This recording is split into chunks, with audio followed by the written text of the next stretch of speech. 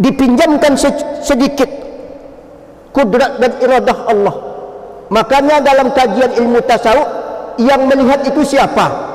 Kita hanya diberi pinjaman. Seketika ruh ditiupkan, kita diberikan sedikit. Makanya yang memberikan hak paten secara umum adalah Allah. Kita yang diberi pinjaman sedikit saja. Maka yang menggerakkan saya apa? Yang mengasih modal Allah Subhanahu wa ta'ala. Andaikan kata tangan ini saya pakai untuk mencekik orang, maka dapatlah dosa. Tapi kalau saya pegang tasbih berzikir, maka dapatlah pahala.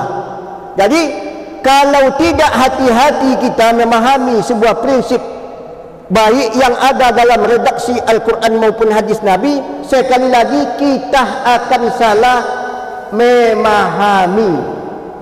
Ya. Makanya selalu saya sampaikan hal-hal yang begini untuk agak sedikit memahami kita. Jadi ini yang disebut dengan al-fahmu, ya. Memahami. Pengertian fikih dalam konteks ulama atau yang disampaikan oleh ulama, al-ilmu bil ahkam, memahami hukum-hukum yang ada di dalam Al-Quran dan hadis Nabi, al-muktasab, yang diupayakan oleh ulama min adillatiha, berdasarkan redaksi ayat dan hadis Nabi. Itu dia yang disebut dengan fikih, memahami redaksi ayat dan hadis Nabi. Sekarang bapak-bapak, kita coba sedikit mengulas hukum. Dalam hukum agama itu ada 5, Pak. Awak kalau beragama, maka hukum 5. Pertama wajib, yang kedua sunat, yang ketiga makruh, 4 mubah. Jadi wajib, haram, sunat, makruh, mubah, 5. Siapa yang bikin 5 ini? Tidak ada Nabi bikin, Pak. Ini ulama yang membikinnya. Jadi kalau mau membilang orang-orang bid'ah itu, hati-hati, Pak. Sebab kalau dibilang orang bid'ah, ini 5 ini siapa bikin? Tidak ada Nabi bikin, Pak. Ada orang bilang saya bid'ah. Saya tanya, apa hukum zina? Haram katanya. Siapa yang mengatakan haram? Coba cari ayat Al-Quran mengatakan zina itu haram. Tidak ada. Tidak ada. Carilah ayat Al-Quran. Solat itu apa hukumnya? Wajib. Coba cari ayat Al-Quran mengatakan solat itu wajib. Tidak ada. Itu ulama yang bikin. Maka kalau dibilang orang bid'ah, maka ulama-ulama dulu sudah bid'ah. Jadi sekali-kali jangan mengatakan orang bid'ah. Apa sebabnya? Karena pola yang ada sekarang itu memang sudah dilakukan perubahan-perubahan dalam konteks hukum. Tetapi yang dilakukan oleh para ulama itu adalah sebuah jasa yang dipegang sampai hari ini. 5 ini, Pak. Wajib. Aqimus sholat, dirikanlah solat. Kata ulama, kalau perintah itu dari atas, maka hukumnya wajib. Maka disimpulkanlah solat itu menjadi wajib. Jadi bukan redaksi ayat, itu pemahaman al-fahmu. Tadi, Pak, kajian fikih. Makanya fikih itu harus ada. Ada orang mengatakan enggak ada istilah fikih-fikih itu. Kalau tak ada fikih, Pak, payah kita solat. Tak bisa kita solat kalau enggak ada fikih. Yang kedua haram, la taqrabu zina, la taqrabu zina. Jangan kamu dekati zina, hukumnya haram. Kalau seandainya larangan itu datang dari Allah, maka itu hukumnya haram. Diputuskanlah oleh para ulama bahawa zina itu adalah haram. Itu fikih, Pak. 5. Jadi awak bapak-bapak kalau kan melakukan sesuatu, 5 inilah yang harus diwaspadai. Ini haramkah? Ini mubahkah? Makanya makan jengkol itu hukumnya makruh, kurang etika, Pak. Sama dengan solat. Lai mulia solat ustaz tak pakai baju, kayak bapak-bapak di tengah sawah tu, Pak. Diikat kain sarung di leher ni. Tidak apa-apa, sah solatnya secara fikih. Cuman secara hukum kurang etika, Pak. Ibu-ibu solat tidak pakai pakaian dalam, sudah mandi langsung pakai mukena, Pak. Tidak ada pengikat-pengikat di dalamnya. Bolehkah solat? Boleh, tak apa-apa. Cuman etikanya kurang bagus. Sama beruduk. Beruduknya, Pak, telanjang bule, Pak. Telanjang buleknya beruduk di dalam kamar tu. Bolehkah? Sah wuduknya. Cuman etikanya kurang. Cuman kadang-kadang memang fikih ini kadang-kadang kurang etis juga. Ya seperti tadi itu. Ya. Karena dia mencari yang bisa diterima secara hukum fikih. Jadi 5 ini bukanlah Nabi yang membuat, tetapi para ulama kita yang membuatnya. Ini yang disebut dengan hukum syarak. Lah, Pak. Jadi saya ini memang agak sifatnya akademis. Saya coba agak berbeda dengan yang lain. Kita coba memahami dalam konteks yang agak berbeda. Jadi inilah hukum syarak. Jadi kalau kita beragama Islam, berapa hukum yang ada? 5. Sekali-kali jangan diganggu yang 5 ini. Kok dibagi-bagi, Ustaz? Kenapa kok dibagi-bagi? Kenapa 5 dibagi? Ada 2 sebab. Pertama, ahamiyatullah, ada kepentingan Allah. Kalau menyangkut itu hal-hal yang berhubungan langsung dengan Allah, maka itu disebut dengan kepentingan Allah, maka jatuhnya menjadi wajib dan haram. Solat, zakat, puasa itu menyangkut, Pak, dari bawah ke atas, kepentingan Allah. Kalau menyangkut kepentingan manusia, maka dia menjadi 3: mubah, makruh, dan sunat. Kalau bapak mau menambah amal ibadah, investasi untuk akhirat, lakukan yang biasa dilakukan Nabi, yang dianjurkan. Kalau bapak ingin menjaga etika, maka hindarkan hal-hal yang tidak cocok dalam kearifan lokal. Hati-hati. Ini kita hati-hati. Di mana bumi dipijak, di situ langit dijunjung. Kalau balaki awak, Pak, jurang Pariaman, laki-laki kau dibayi, Pak. Di Bali, awak kau bisa kayu di Pariaman, Pak. Ya. Lepas lihat, Ustaz, ya itulah kearifan lokal. Awak harus berpandai-pandai. Nanti ada kajian khususnya, nanti kita coba. Kemudian yang berikutnya adalah yang bersifat mubah. Kulu wasrabu wa la tusrifu, makanlah kamu dan minumlah kamu. Itu bukan kepentingan Allah, Pak. Mau makan kalian, mau tidak, terserah kalian. Tapi sekali-kali jangan diganggu hak Allah. Kalau sengaja tak makan kerana ingin solat itu tak dilakukan, lemas dan sakit, maka makan menjadi wajib dia. Itu kepentingan manusia. Iza tadayyantum bidainin ila ajali musamma, kalau kamu hutang piutang, catat, tapi tak wajib, Pak. Mau kalian catat, mau tidak, terserah kalian. Kalau kalian yakin dengan orangnya, tidak usah catat. Tapi kalau tak yakin dengan orangnya, catatlah. Tapi kalau diwajibkan, Pak, mencatat ini, maka di pasar tu orang sibuk mencatat, Pak. Hutang piutang. Makan sama. Kalau wajiblah makan ini, maka pagi wajib makan. Tak ada nasi lontong, tak ada lontong sate, tak ada sate salak, tak ada salak, kapan perlu kertas ini dimakan, Pak? Apa sebabnya? Kena wajib makan. Maka oleh sebab demikian kata ulama, walaupun ayat Al-Quran mengatakan makan dan minumlah kamu, tapi makan itu tidak menjadi wajib. Aiko induk kaji ke Pak? Ya. Ko induk kaji namun. Kalau kaji-kaji halakoh talaki kita dengan ulama-ulama, ini yang fundamental Pak. Bapak-bapak kalau ingin menjadi ulama, menjadi ustad-ustad kita dulu tu, ini yang dia kajinya.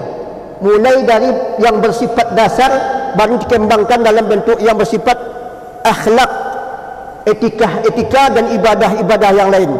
Maka dimulai dalam konteks ini. Ini dia hukum yang 5. Kemudian bapak-bapak, jemaah, ibu-ibu yang berbahagia, kita kenalkan lagi dalam konteks yang lain. Setelah hukum ini ada namanya dawabit, ada namanya nazariyah. Dawabit fikih dengan nazariyah fikih, teoritis fikih. Apa itu dawabit Ustaz? Iza kuntum ila shalah faghsilu wujuhakum wa aydiyakum. Kalau kamu solat, maka basuhlah muka, basuhlah tangan. Lai boleh tangan dulu baru muka, tak boleh. Apa sebabnya? Itu namanya dawabit, hukum standar yang tak boleh dirubah. Solat itu 4 rakaat, lai boleh 5 Ustaz. Kerana banyak amalnya, semakin banyak semua yang dilakukan rakaatnya, semakin besar pahalanya. Tidak dibolehkan. Apa sebabnya? Kerana itu hukum standar, tidak boleh dirubah-rubah. Iza dubigal ihab faqad tahar. Kalau kulit itu disamak, maka menjadi suci dia 7 kali dengan tanah. Ada yang mengatakan dengan air 6 1 kali dengan tanah. Ada yang mengatakan 5 kali 6 kali dengan tanah, kemudian dengan air. Itu tak ada masalah Pak. Cuman yang pasti kulit itu disamak, maka dia akan membawa kesucian. Boleh enggak dirubah dengan sampo, dengan rinso? Tidak dibolehkan. Apa sebabnya? Karena itu namanya dawabit. Itu makanya bapak-bapak kalau ingin menikah poligami boleh 4. Lai boleh 5 Ustaz? Tidak dibolehkan. Apa sebab? Dawabitnya 4. Itu namanya hukum standar. Oh, atas nama gender, ibu-ibu suaminya, istrinya 2. Saya juga ingin Ustaz sama laki-laki. Suami 3, suami 2. Lai boleh Ustaz? Mana dibolehkan Pak? Apa sebabnya? Tidak ada dawabitnya. Dawabitnya tak ada. Jangan atas nama gender kemudian dawabit hukum Allah itu dirubah-rubah. Oh, sekarang Ustaz, laki-laki sama laki-laki ada yang suka, perempuan sama perempuan ada yang suka. Boleh enggak dinikahkan atas nama terjadinya perubahan psikologi manusia? Lai boleh dinikahkan sama jenis Ustaz? Tidak dibolehkan. Apa sebabnya? Tak ada dawabitnya Pak. Dawabitnya tak ada. Kalaupun nanti saya menikah, bagaimana Ustaz? Iko orang Pak ingin menjadi Tuhan ke Pak. Orang ingin menjadi Tuhan. Kalau hukum Allah tu yang dilangkahi Pak, ini adalah orang-orang yang ingin menjadi Tuhan. Ada orang di Indonesia ni Pak, entah siapa-siapa namanya, katanya Al-Quran ni tak cocok dengan zaman sekarang, harus revisi. Iko orang gila ke Pak. Ya. Kalau bahasa Minangnya Pak, ubek labi Pak. Dicungak ke sungai itu dia. Dia nyunya lah. Kalau begitu katanya Al-Quran tak cocok dengan zaman. Na'udzubillahi min zalik tu Pak. Ini orang-orang yang menjadi Tuhan. Kadang-kadang ambo takwi Pak. Awak ko laila sabana beriman ko Pak. Cuba bertanya Pak. Awak mengikut Al-Quran atau mengikuti Undang-Undang Dasar 45? Baru kacau kan. Ya. Awak kau mengikuti Al-Quran atau Undang-Undang 45? La ilaha illallah. Jadi papa ambo takut kau pak. Kok jampang bisuk kanai iman awak. Ayo berselindung awak dari dunia kau. Mohon ampun. Kerana awak masyarakat biasanya. Kalau lah kasar kok di siku kau pak. Dindiang kau mengecek kau pak. Sampai ke pusat nana. La ilaha illallah. Jadi bapak-bapak, ini yang disebut dengan dawabit dengan nazariyah. Jadi ini baru pondasi dasar. Sama dengan sembahyang pak. Rukun sembahyang 13. Ada yang mengatakan 18. Siapa yang menyusun? Ulama fikih pak. Tidak ada Nabi menyusunnya. Begitu berjasahnya pak. Ulama fikih menyusunnya. Dikumpulkan dawabit. Nabi kalau solat dia angkat tangan, Allahu Akbar. Disusun yang sunat, yang rukun, yang syarat. Kalau Nabi solat dia seketika masuknya waktu liduluk asyams. Masuk dia kepada syarat. Nabi kalau dia mau solat pasti beruduk, masuk kepada syarat. Kemudian disusun rukun, namanya kerangka pelaksanaan. Makanya ini disebut dengan nazariyah fikih, teoritis fikih. Ulama yang bikin pak. Siapa yang membuat teori-teori fikih itu adalah ulama. Pertama dibikin nama. Apa itu solat, apa itu zakat, apa itu haji, apa itu sedekah, apa itu puasa. Tu makanya awak waktu SD dulu belajar pasti apa itu toharo. Apa itu puasa, apa itu solat. Ini disebut dengan kajinya nazariyah fikih atau fikih nazari. Kalau abang kita, ustaz Fajri, istilah bahasa Arab kau lanjut kunyah-kunyah kau pak. Ini dia disebut dengan fikih nazari, bikin nama. Apa itu zina? Kalau di dalam fikih lama pak, zina itu maaf ibu-ibu, memasukkan si ucok kepada si ucok tanpa ada pertalian pernikahan. Kalau hanya itu pak, memasukkan kemaluan laki-laki kepada kemaluan perempuan yang tidak dalam konteks pernikahan yang halal, maka itu zina. Sekarang terjadi perubahan pak. Orang sekarang dibeli boneka ke Cina dan ke Jepang, dijadikan objek melampiaskan biologis. Apakah ini termasuk zina? Maka undang-undang definisi zina ini harus dirubah. Jadi fikih itu selalu berjalan dengan kondisi keadaan. Makanya saya cocok Bapak, kalau seandainya dirubah, orang yang menyalah gunakan alat vital atau jenis kelamin yang tidak sesuai dengan konteks agama, maka dikategorikan zina. Itu hebatnya fikih ini Pak. Perlu ulama. Kalau tak ada ulama bapak-bapak, hancur kita ini. Ini mau dihapus pula majlis ulama. Ya. Majlis ulama mau dibubarkan orang, coba bayangkan. Ya. Tak diakui orang ulama. Ini akan cari Indonesia kau tak kena gampur Pak. Na'udzubillahi min zalik. Ulama mau dihapusnya, tak diakuinya. Ya. Ini akibat orang-orang yang sebelah sana tu Pak, enggak tahu kita.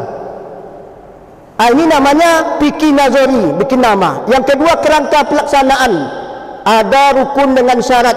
Yang ketiga ada yang membatalkan. Itu makanya setiap belajar fikih ada istilah definisi. Apa puasa, apa itu zakat fitrah, apa itu zakat harta. Kerangka pelaksanaan rukun dengan syarat. Kemudian yang membatalkan. Di dalam nazari fikih ini adalah hukum sah dan batal. Secara hukum fikih, kalau sembahyang awak tidak memenuhi syarat dan rukun, maka sembahyang batal. Sah dan batal itu hukum apa tu Ustaz? Hukum nazari fikih, teoritis fikih. Kalau sembahyang batal, diulang. Kalau tidak diulang, maka direkomendasikan kepada hukum syarak yang 5 tu. Orang yang tidak sembahyang sesuai dengan rukun dengan syarat batal, maka dia kategori meninggalkan solat, hukumnya haram. Itu dia Pak. Jadi kita harus paham, ini sah dan batal ni hukum apa ni Ustaz? Itu namanya teoritis fikih. Ulama yang membuat semuanya Pak. Makanya jasa ulama itu perlu dihargai. Banyak yang tak ada disampaikan Nabi, diolah oleh para ulama. Mana contohnya? Kalau awak sembahyang tiba rakaat ketiga saat rukuk, ini rakaat ketiga pakai 4 ni. Sedang rukuk Pak, bingung, 3 ampek. Maka diambil yang paling terkecil langkahnya, angka 3. Kalau ragu 2 dengan 3, ambil angka 2. Sudah sembahyang, disampaikan orang, Pak, bapak sembahyang tadi 5 rakaat, tidak ada masalah, sembahyang sah secara hukum fikih.